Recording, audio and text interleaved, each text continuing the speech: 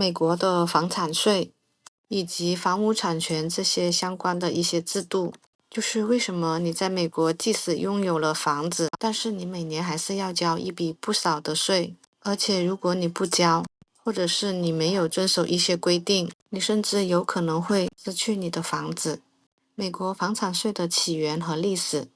美国的房产税其实已经有200多年的历史了，比美国建国晚了10年。最开始的时候，其实是因为美国为了筹集独立战争的军费，就开始有了这个房产税，然后慢慢的就从联邦政府的一个税收变成了由地方政府来征收，所以现在美国的房产税是归各个地方政府自己管的。现在美国的房产税它是由地方政府每年根据房屋和土地的评估价来进行征收的，然后这个评估价会受到市场行情的波动、人口流动、银行利率，甚至通货膨胀这些因素的影响，所以每年的金额都可能会发生变化。美国房产税的税率是各个地方不同，大概是在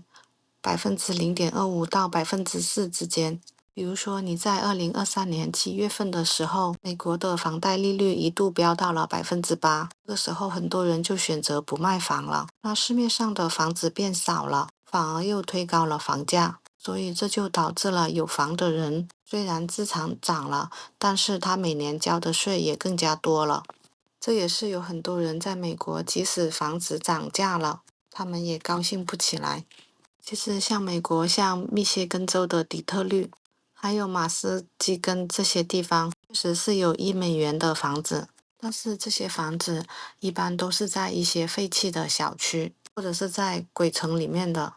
治安啊、环境啊都是非常的差，而且你每年要交的房产税都不低，所以说即使你买得起，也住不起。美国的房产税的中位数大概是在1.1%到1.5%之间。比如一套200万美元的房子，每年要交的房产税就是2万多美元。谁会愿意花这么多的钱去一个治安非常差，然后环境非常差的地方生活呢？所以就是说，美国的房子，如果你真的是欠了房产税，地方政府是有权把你的房子进行拍卖的，然后用这个拍卖的钱来抵你欠的税。那如果说你的房子没有人要，就是流拍了，那你欠的这个税还是在你的头上，而且你还会有信用的问题。如果你一直不交的话，那税务局就会认为你在逃税。逃税在美国可不是一件小事情，轻则罚款，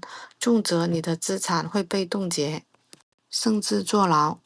如果你想要保住你的房子，你就必须每年按时的去交税。有一个非常极端的事情，就是美国有一个老人，就是少交了$8的房产税的利息，结果他的房子就被政府没收了，拍卖了。这个事情就是发生在2011年的时候，这个老人在奥克兰县买了一套房子，他本来是打算装修一下，之后用来出租的。但是呢，在2012年的时候，收到了税务局的通知，说他上一年少交了几百美元的房产税。那他在2013年的时候就赶紧的去补缴了，但是他在补缴的时候，因为计算的失误，他少交了$8的利息。然后到了2014年的时候，县政府直接把他的房子没收了，并且以2.45万美元的价格拍卖了。就因为这$8，他失去了整个房子。这是一个真实的故事，听起来真的让人很唏嘘啊。而且盖洛普的调查也显示，房产税一直是在美国人心中最讨厌的税。但是有意思的是，2012年北达科他州曾经有一个公投，想要废除房产税，但是有76%的人反对，他们宁愿继续交这个房产税，也不愿意把它取消掉。既然大家都这么讨厌房产税，为什么大部分的美国人都不愿意取消它呢？因为美国的地方政府是高度自治的，县政府没有像州政府那样有大企业的支持，也没有像北达科他州那样有石油的收入，所以他们的主要财政来源就是房产税。然后这些钱呢，又会被用来给中小学发教育经费、修马路、维修治安，以及给公务员发工资等等。我们交的每一笔房产税，其实跟我们的日常生活是息息相关的。而且每次你收到你的房产税的账单的时候，它后面都会有一个非常详细的说明你的这个钱都花到什么地方去了，就是非常的透明。所以这也是为什么很多人觉得交房产税其实是在为自己的生活环境和公共服务买单。就是美国的老百姓，就是对于房产税，虽然嘴上一直都在抱怨，但是他们也没有什么大动作想要改变这个事情。美国的税务局甚至在他们的官网上都有专门发过一篇文章，叫做“为什么我们讨厌房产税”。就是这种态度让大家觉得又可惜又好笑，大家就只能在网上发发牢骚，是几乎没有人说真的要去推动废除房产税，因为大家都知道，房产税换来的是整个社会的运转和公共服务，所以大家还是会乖乖的去交房产税，哪怕你拖欠了，会有很严重的后果。在美国，物业费是有一个叫业主管理委员会，就是 HOA 来收取的，跟我们国内的业委会完全不是一个概念。它不是站在业主这边的，甚至很多美国的房主都觉得 HOA 简直就是他们的噩梦。只要你在美国买了房，你就没有办法逃掉这个物业费。就是不管这个小区的管理有多差，哪怕是你那个小区已经变成废墟了，你都是要交物业费的。这个是你没有办法避免的，而且跟房产税一样，都是要终身交的。如果在美国，你就是不交物业费，拒绝交物业费的话，HOA 是可以直接去法院申请，把你强行的赶出你的房子，然后把你的房子进行拍卖，他们的权力真大。他们虽然是一个民间组织，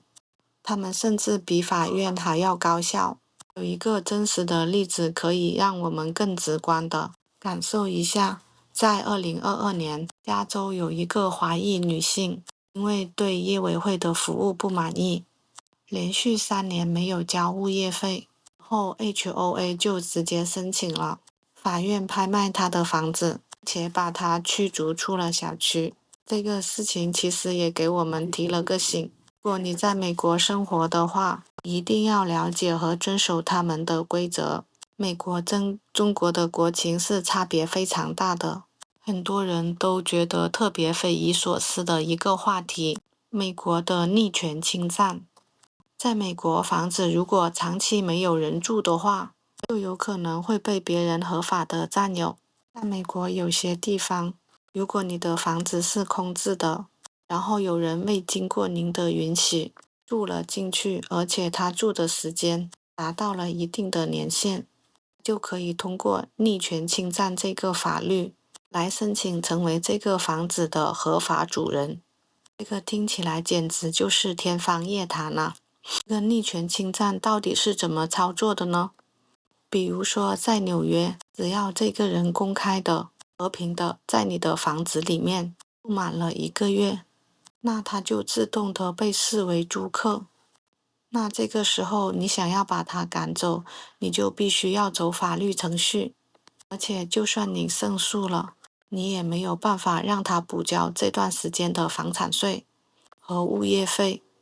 而且你也不能断水断电，你甚至还要好好的对待他，不然的话你还可能被他反告你。如果真的遇到这种情况，房主是特别的被动的。